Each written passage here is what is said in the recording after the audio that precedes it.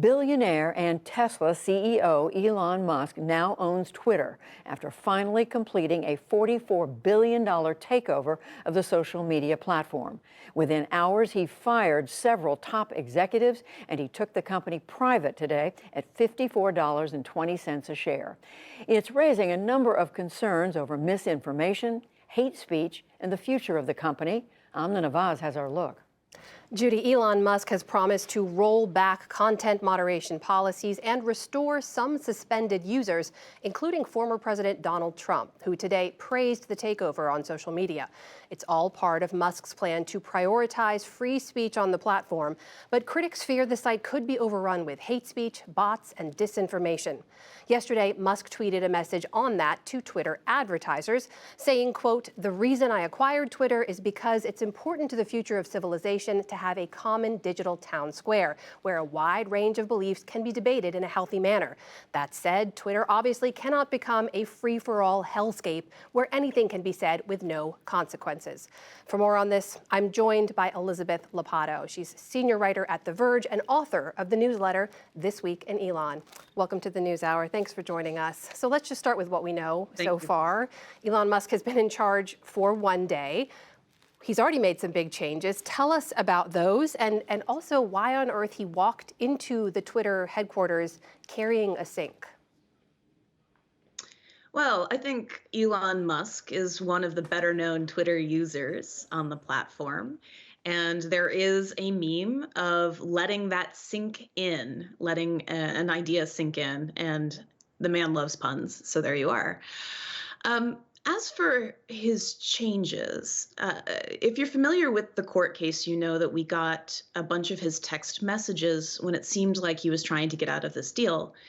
And he initially was going to join Twitter's board rather than take over the company. But after the former CEO, Parag Agrawal, had asked him to refrain from making fun of Twitter on Twitter, Musk 2 minutes later in the text log is like, actually, I don't think I need to be on the board. And after that, he launched his takeover bid. So he seems to be not very fond of Agrawal or anybody who reported directly to him, as there was a mass firing last night of executives. Agrawal, as we should mention, among those firings, right? But I also want to ask you about what this means sort of writ large for the company. I mean, $44 billion is what he paid. We're talking about a whopping $54.20 a share. Is this actually good for Twitter as a company? Well, it's certainly good for Twitter shareholders. I mean, this is an also-ran social network, and Musk priced in the premium before the markets declined.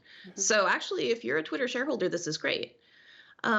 Maybe if you're working at the company, it's less great. He's talked about cutting costs and getting rid of employees. That shows up in the texts. There was reporting earlier this week from the Washington Post that 75% of employees could expect to be fired.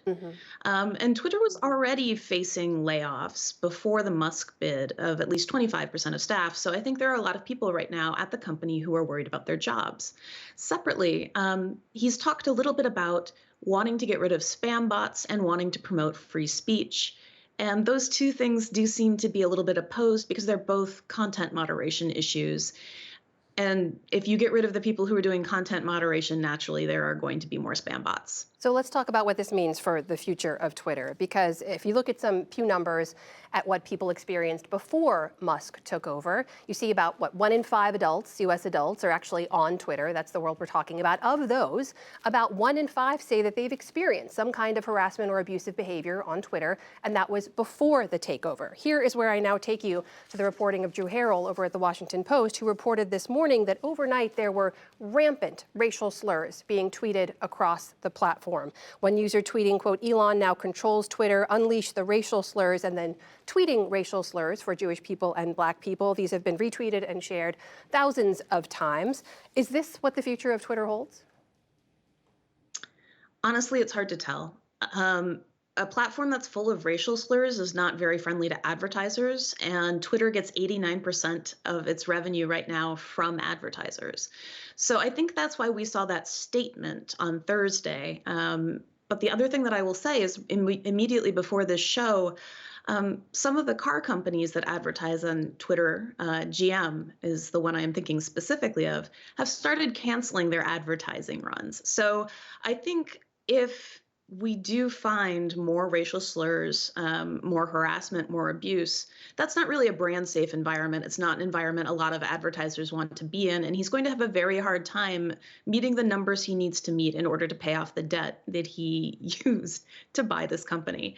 So the other thing that's maybe worth keeping in mind, for those of you who are not super familiar with Elon Musk, is that he says he's going to do a lot of things and then does maybe like half of them. So, you know, it's still pretty hard to tell what's actually going to happen over the next, weeks to months even. Elizabeth, do you see him on that point? Do you see him allowing former President Trump back on the platform? He said he was open to it. I imagine that's what his oversight board is for, because I think one of the things that's important here is that Elon Musk's reputation is on the line. And so if Musk himself is personally responsible for returning Trump and then Trump misbehaves, the consequences for Musk are maybe not great. I think the oversight board announced today, where he says he wants diverse viewpoints, is partially meant to shield him from that kind of blowback.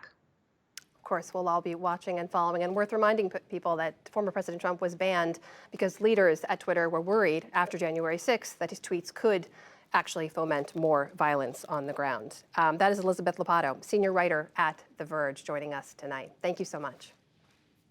Thank you.